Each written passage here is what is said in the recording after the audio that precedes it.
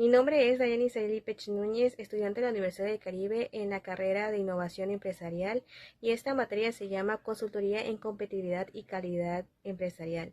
En esta unidad 2 les hablaré un poco sobre las etapas y procesos clásicos que tiene la consultoría estratégica, funcional u organizacional para la realización de las actividades y algunos objetivos que ésta tiene. Primero les hablaré sobre los objetivos de una consultoría empresarial. Como primer objetivo tenemos mejorar el desempeño. Tenemos que aumentar la eficiencia, la productividad y la rentabilidad de una organización o empresa. Como objetivo número 2, tenemos que resolver el problema específico. Después de hacer un análisis y ver cómo se trabaja en dicha empresa o organización, nosotros como consultores debemos buscar la problemática principal que hace que haya fallos en dicha empresa. Entonces, después de identificarla, nosotros pasaremos a solucionarla. Como objetivo 3 tenemos la implementación de estrategias. Tenemos que desarrollar estrategias que se puedan implementar y también que se puedan adaptar a un entorno cambiante. Como objetivo 4 tenemos la optimización de procesos. Tenemos que mejorar los procesos internos para reducir los costos y aumentar la calidad. Y como último objetivo tenemos el desarrollo de talento humano. Los colaboradores o trabajadores, como también se les conoce, son una parte fundamental de una empresa, ya que ellos son la cara y todo aquello que favorece o desfavorece a dicha empresa. Entonces, al potenciar sus habilidades y competencias a los trabajadores, podemos obtener un mejor aumento de calidad, ya que ellos son una parte fundamental para el desarrollo. Después de saber los objetivos de una consultoría, pasamos a las etapas. Como etapa número 1 tenemos la definición del problema y el alcance del proyecto. En esta, el consultor y el cliente tienen una pequeña plática para saber más o menos cómo está la empresa. Después se visita la empresa y de ahí nosotros mismos sacamos nuestra información para saber cuál es la problemática que se tiene. Entonces ahí pasamos a la etapa 2, el diagnóstico y el análisis. En esta tenemos que recopilar y analizar toda la información que se pudo tener para saber cuál es la raíz del problema. En este igual tenemos que establecer nuestros tiempos para saber cuándo nos va a llevar a hacer este diagnóstico. Como número 3 tenemos que diseñar una solución, ya que desarrollaremos alternativas y etapas que nos ayude a solucionar el problema. Como etapa número 4 tenemos el desarrollo de plan de implementación. Después de buscar una solución, nos reuniremos con el cliente y con todas aquellas personas que estén involucradas en nuestro plan de acción. En este caso, si nosotros buscamos que la problemática viene del área de finanzas, en esa reunión estarían las personas de finanzas. Con esto para poder hablar y saber cómo implementar nuestra solución y así pasar a la etapa 5, que sería que después de la plática dejamos que la empresa se encargue de llevar a cabo el plan de acción. Y la etapa número 6 ya sería la evaluación y el seguimiento. Ya después de haber dejado un buen tiempo que el plan de acción se lleve en marcha en dicha empresa, evaluamos los resultados y aseguramos que sea sostenible a los cambios. Si no, tenemos que volver a evaluar otra vez el problema. También tenemos que tener en cuenta el tiempo estimado, ya que esto puede variar dependiendo de varios factores, como la complejidad del proyecto, el tamaño de la organización y otros factores como el presupuesto, la situación de la empresa o incluso que al llevar a cabo el plan de acción se necesite más tiempo para ver mayores cambios. Pero mayormente una consultoría tarda entre 2 a 6 meses. Como siguiente fase tenemos la preparación de la consultoría. La etapa de la negociación y los acuerdos es fundamental en el inicio de cualquier proyecto de consultoría, ya que en esta fase se establecen las bases y reglas en los cuales hace que se desarrolle la relación entre el consultor y el cliente. Así que aquí vengo a decirles algunos puntos sobre elementos claves a negociar. Como primer punto tenemos el alcance del proyecto. Debemos definir con claridad cuáles son los objetivos específicos que alcanzaremos, los servicios que se prestan y también los entregables finales. Y todo esto se lleva a cabo después entre la charla con el cliente. Como punto número 2 tenemos la metodología. Tenemos que saber y confirmar qué metodología utilizaremos para llevar a cabo dicho proyecto, incluyendo las herramientas y las técnicas que se emplean. Como punto número 3 tenemos el cronograma. Como consultores, algo muy importante de tener es un calendario en el que se pueda ver a detalle las fechas de inicio y finalización de cada etapa del proyecto, y así como los hitos importantes. Punto número 4, los recursos. Tenemos que identificar cuáles serán los recursos necesarios que necesitaremos para llevar a cabo el proyecto en ambas partes, ya sea los recursos que nosotros daremos, así como los recursos que necesitaremos del cliente, ya sea su personal, la información, etc. Punto número 5, la comunicación. Tenemos que tener en claro y definir cuál será el medio por el cual nos comunicaremos con el cliente, ya sea por correo electrónico o por WhatsApp. Además que también definir con qué frecuencia lo haremos. Punto número 6, la confidencialidad. Se debe establecer un acuerdo de confidencialidad para proteger la información de ambas partes. Punto número 7, la propiedad intelectual. Se debe definir quién va a ser el propietario de los resultados del proyecto. Punto número 8, los honorarios. Se debe de acordar la estructura de los honorarios del consultor, ya sea fijo, por hora, por el proyecto o por los resultados de dicho proyecto. Punto número 9, las condiciones de pago. Se debe de establecer cuál será la forma de pago, a qué plazo se van a hacer los pagos, entre otras cuestiones. Punto número 10, la gestión de cambios. Se debe de establecer los procedimientos para gestionar los cambios en el alcance del proyecto. Y como último punto, la terminación del contrato. Tenemos que establecer cuáles serán las formas o condiciones por las cuales se puede terminar el contrato y desechar el proyecto. Como siguiente tema tenemos el diagnóstico previo o prediagnóstico, que es una fase inicial y fundamental en la consultoría, ya que nos ayuda a identificar desafíos, oportunidades y a diseñar estrategias que nos ayudan a la intervención efectiva, ya que evitaremos gastar recursos porque con la información confiable y sólida que se nos daría podemos evitar gastar recursos innecesarios y enfocarnos en las áreas que más necesitan atención. Además que con esto obviamente se reducen costos y se podría terminar el proyecto en el tiempo establecido.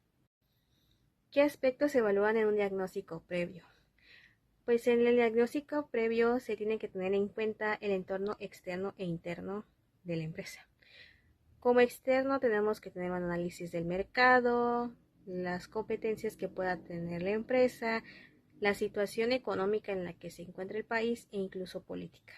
Como interno sería la estructura organizacional de la empresa, la cultura empresarial que se tiene, los recursos humanos y la tecnología. Como otro punto también podría ser la estrategia actual. Tenemos que saber sobre la misión, visión, valores y objetivos estratégicos que tiene la empresa. También hay que tener en cuenta el desempeño financiero. Como otro punto también las operaciones. Hay que hacer un análisis de los procesos de operativos, en la cadena de suministros y la logística. Y el más importante, obviamente, el cliente. Hay que hacer una evaluación de la relación que tienen con el cliente, en cómo los trata, la satisfacción que los clientes tienen hacia la empresa y la lealtad. ¿Qué herramientas y técnicas puedes utilizar en un diagnóstico previo? Como número 1, las entrevistas. Puedes hacer entrevistas a los directivos, a los empleados y a los clientes. Si eres una persona tímida, puedes recurrir a las encuestas, que estas podrían recopilar información cualitativa y cuantitativa. Puedes hacer un análisis de documentos, puedes pedir al cliente que te dé informes financieros, planes estratégicos y manuales de procedimientos. Incluso puedes hacer observaciones directas en el momento en que visitas la empresa, ya que puedes evaluar los procesos y el ambiente laboral. Otra herramienta podría ser el análisis FODA, que esta es la más conocida y la más usada. y con esta puedes identificar fortalezas, debilidades, oportunidades y amenazas en la empresa. O irte al benchmarking, que sería comparar a esta empresa con empresas del mismo sector y que sean líderes. Después de haber hecho el diagnóstico previo, pasamos al diagnóstico definitivo. Esta etapa es crucial, ya que con esto ya se consolidan todos los hallazgos, ya se estableció con mayor precisión cuáles son los problemas que hay en la empresa y con esto ya podemos hacer una base sólida de las soluciones. Hay que tener en cuenta que ya debemos haber verificado los datos, que sean precisos y confiables.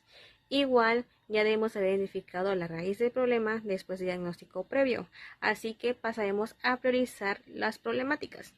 Tendremos que establecer un orden de importancia de todos los problemas que se hallan en la empresa y así definir la problemática principal. Tenemos que organizar y hacer una descripción concisa y precisa del problema principal que se abordará. Un punto a tener en cuenta cuando diseñamos las soluciones a la problemática es tener en cuenta y considerar la filosofía y la metodología que tiene el cliente, ya que si consideramos los valores organizacionales, el estilo de liderazgo, la cultura organizacional, el método que ellos tienen al trabajar y la tolerancia al cambio, sería mucho más fácil hacer que el cliente acepte, ya que aseguras que al hacer estos cambios no se vea tan drástico para el cliente y así minimizas la resistencia al cambio. Una vez hemos realizado el diagnóstico previo y definido de los problemas claves que hay dentro de la empresa, pasamos a la etapa de planificación de la acción. En esta etapa evaluamos y seleccionamos aquellas propuestas de solución que mejor se ajusten a las necesidades y expectativas del cliente. Para poder evaluar hay que tener en cuenta algunos criterios como la viabilidad. La viabilidad se refiere a que si se puede, al momento de implementar la solución, es posible con los recursos que contamos. Igual hay que tener en cuenta el impacto y los costos que esto puede tener. Si esta idea supera los costos o está en el límite establecido. También hay que tener en cuenta si la solución se alinea a las estrategias generales que tiene la empresa, al igual que si es fácil de implementar y que no tenga demasiados riesgos al realizarla. Una vez se ha diseñado y planificado la solución, llega el momento de su implementación. En esta etapa, la aplicación de la solución es donde se ponen en práctica las estrategias y acciones definidas para resolver los problemas identificados. En esta etapa, la participación del consultor juega un papel fundamental, aunque el tiempo en el que esté se define por las necesidades del cliente y las características del proyecto. Hay 4 niveles de participación del consultor. Una de ellos es la participación activa. En esta el consultor trabaja de mano estrecha con los empleados o con el equipo que esté a cargo de implementar esta solución y aquí ofrece guías, asesoramientos, soporte técnico, toma decisiones conjuntas y esta modalidad es muy buena para proyectos complejos. Otro nivel sería el asesoramiento. En este el consultor actúa como un asesor externo. En esta solo proporciona orientación estratégica y resuelve dudas, pero aquí el consultor no mete mano en la ejecución de decisiones, sino que en esta la ejecutan el equipo de cliente. Otro sería la transferencia del conocimiento. El consultor solo se enfoca en capacitar al equipo de cliente y hacer que ellos tomen las decisiones y puedan implementarlas de manera autónoma. Como último sería el seguimiento. Aquí el consultor realiza un seguimiento periódico del progreso del proyecto, asegurando que se cumplan con los objetivos y resolviendo cualquier problema que en este pueda surgir. Igual hay factores que influyen en la participación del consultor. Uno de los factores sería la complejidad del proyecto. Si el proyecto es muy complejo, la participación del consultor puede ser mucho más. 2. Las capacidades del equipo de cliente. Si el equipo de cliente cumple con o cuenta con las capacidades necesarias, puede requerir menos ayuda del consultor. Igual puede influir la urgencia del proyecto. Si el proyecto es de un plazo muy corto, la participación del consultor puede ser mucho más intensa porque se necesita. Y el presupuesto. Si la empresa cuenta con el presupuesto determinado para el nivel de servicio que se puede contratar, pues el consultor puede estar todo el tiempo. Como última etapa tenemos la evaluación del retorno de inversión, que en consultoría es un paso fundamental, ya que con esto podemos determinar el éxito del proyecto y poder justificar futuras inversiones en este tipo de servicios, al igual que permite cuantificar los beneficios obtenidos en relación con los costos incurridos y proporciona información valiosa para tomar decisiones estratégicas. ¿Por qué es importante? Como ya mencioné, es importante porque con esto nosotros consultores podemos justificar la inversión en la consultoría y decir que fue rentable. Igual porque permite identificar qué aspectos de la consultoría han sido más efectivos y cuáles requieren ajustes y ver en cómo se puede mejorar. Y como último, pues ayuda a asignar los recursos de una manera más eficiente en futuras iniciativas. Hay que tener en cuenta que también puede haber dificultades en la medición de retorno de inversión, ya que algunos beneficios de las consultorías no son fácilmente cuantificables.